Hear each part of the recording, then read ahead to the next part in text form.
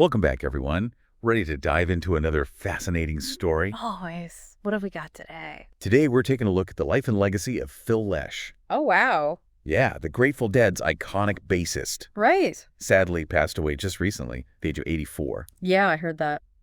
So we're going to kind of use this CNN article to commemorate his journey Okay.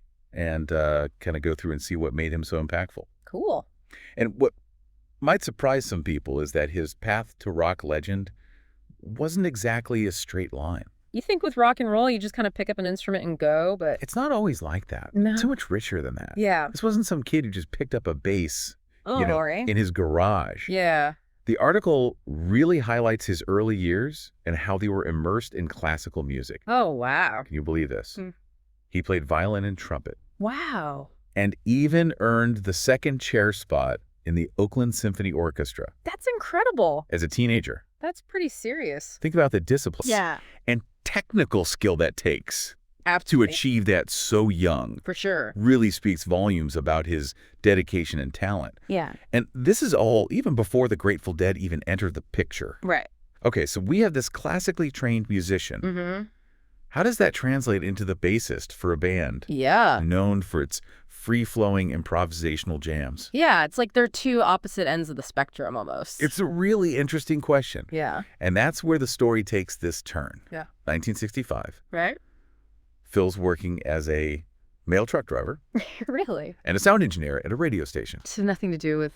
Not exactly the rock and roll lifestyle, Yeah, no, not at all. but fate, as they say, had other plans. Okay. Jerry Garcia was looking for a bassist for his band. Mm-hmm. At the time, it was called the Warlocks. Okay. And he saw something in Phil, Interesting. so he asked him to join. Wow.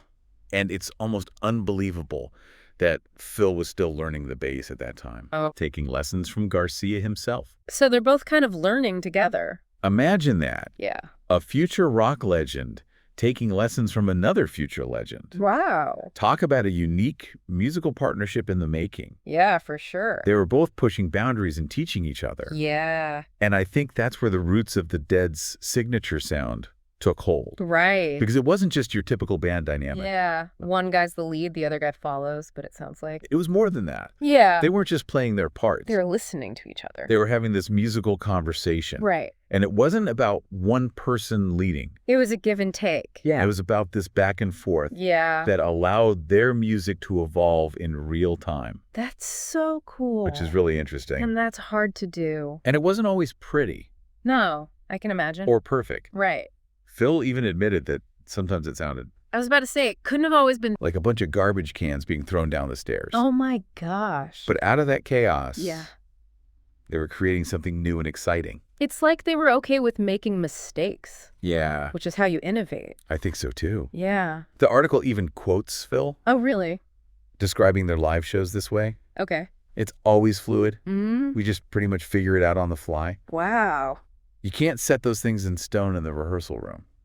That's crazy. No, so Talk about living in the moment, I know. embracing the unknown. It really is. What does that even look like on stage? I know, right? Like, how does that work? Yeah. What does that even look like? I mean, Yeah. it must require an insane amount of trust I would think. and musical intuition. Yeah. Each member had to listen and respond to the others, Right. build on their ideas, Right. take risks. Right. It's like a high wire act, but with instruments. Oh my gosh, I never thought about it like that. Yeah. That's a good way to put it. One wrong note, Yeah. one missed cue, and it could all fall apart. Yeah. Wow. It's crazy. That's wild. And that's where Phil's classical background comes in, I think. Right. He wasn't just like a talented bassist. He had that theory background. He brought this deep understanding of musical structure and theory. It's like he had this secret weapon, Right. this foundation that allowed him to navigate those Yeah. improvisational waters, Yeah, with confidence. totally. And we can't forget his songwriting. Right. The article mentions some fan favorites. Okay. Pride of Cucamonga, Oh, yeah. Unbroken Chain, Mm-hmm. and of course the beautiful Box of Rain. Box of Rain. Each one so different, Yeah. but unmistakably Phil. Yeah. Box of Rain is like Yeah. a masterpiece of melody and emotion. It really is. It's got that classic Lesh touch, Yeah. lyrical and introspective with these Mhm. complex chord changes that somehow feel effortless. They do. It's Yeah. amazing. And Pride of Cucamonga is just a total jam. this driving, almost funky energy. Yeah. You can really hear that interplay between his classical roots Right. and this free-flowing experimental spirit. It's so interesting how those different styles fit together within the larger context of the Grateful Dead's music. Yeah, and they weren't afraid to explore different genres, No, they weren't a one-trick pony at all. to blend the familiar with the unexpected. Right. Yes. Speaking of unexpected, Okay. the article mentions this profound conversation between Phil and Bob Weir Okay. about performing live. Yeah. And Phil described it as bringing eternity to time. Whoa. Okay. That's deep. I have to admit that one went right over my head. Yeah.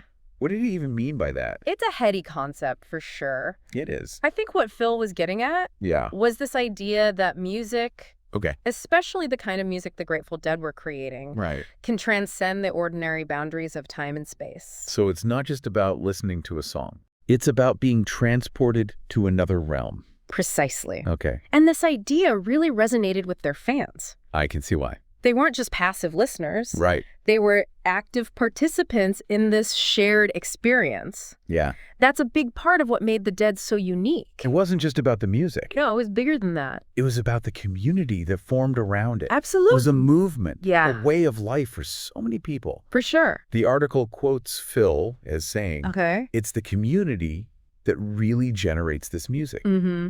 And we are just there on the receiving end Okay. to tap into the pipeline Yeah. and feed it back to them, Right. maybe at a higher level. Wow. So the fans weren't just there to watch. They were part of it. They were part of the creative process. That's amazing. Their energy, Right. their enthusiasm somehow fed back into the music itself. It's like a feedback loop. Yeah. Think about it. You're at a Grateful Dead show. Okay. You're surrounded by thousands of people. Yeah. Who are all tuned in to the same frequency. Right.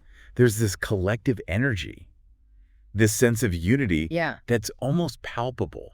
It must be. You can feel it. It's like everyone in the audience is part of the band, contributing to this living, breathing musical experience. And that's something you don't get with just any band. No, you don't. It's about connecting with something larger than yourself, Right. tapping into this collective consciousness. It's really interesting, It's this a- whole group mind concept. I know, it's fascinating. It's heady stuff. It is. But I think it gets to the heart of what made the Grateful Dead so special. Yeah. They weren't just playing music. Yeah. They were creating an experience, Right. a world where anything was possible. I like that. And that's a powerful thing. It is. Yeah. Even after Jerry Garcia's death in 1995, Right. the music lived on. It did. Phil was maybe a bit more selective about reunion performances, Okay. but he did join the band for their 2009 tour Mhm. and those incredible Fare Thee Well concerts in 2015. Oh, yeah. And, of course, He had his own thing going, too. he did. Phil Lesh and friends Right. kept that going. Yeah, kept the spirit of improvisation alive. Absolutely. It's amazing to think about how one man with his classical training Yeah. and this fearless spirit Right. helped to create a musical phenomenon that touched so many lives. It's incredible. It really is. And they're getting some recognition for that legacy, too. They are. The upcoming Grammy Awards benefit gala is even paying tribute to the Grateful Dead, I saw that. recognizing their incredible impact on music and culture. And let's not forget that they received a Lifetime Achievement Award from the Recording Academy Oh, that's right. back in 2007. Wow. Their influence is undeniable even decades later. It really is. It puts things in perspective, doesn't it? Yeah. From symphony halls to sold-out stadiums. Wow. Phil Lesh's musical journey is a testament to the power of creativity, Mm-hmm. collaboration, and that relentless pursuit of something truly extraordinary. Absolutely. And you know, one thing that really stuck with me from this article, What's that? the way Phil describes the feeling of being on stage with the Grateful Dead. Oh, yeah. It's like, It's almost spiritual. it is. He talks about being subsumed into the greater personality of the group mind. Wow. What an incredible way to put it. It really is. It's giving me chills just thinking about it. I know. It's like they tapped into this Yeah. collective consciousness, a Yeah. creative energy that just Yeah. flowed through them and out into the audience. Yeah, That's something special. it is. You don't get that with just any band. No, you don't. It makes you wonder, Yeah. what is it about music Yeah. that lets us, Transcend the everyday. transcend the everyday and connect with something deeper? I think that's it. Yeah. It's that connection. Right. You almost have to experience it to truly understand. Yeah, but that sense of connection. that feeling of being a part of something larger than yourself, it's Yeah. a powerful thing. It is. It really is. No wonder their legacy endures to this day. Yeah. So if you're feeling inspired, maybe go cue up some Grateful Dead. Yeah. Revisit your favorite songs or even explore their history and impact. There's a whole world to discover there. Yeah. A world of improvisation community Yeah. and the boundless possibilities of music. I love that. Yeah. Well, thanks for joining us on this deep dive into the life and legacy of Phil Lesh. Of course, my pleasure. Until next time, keep exploring and keep the music playing.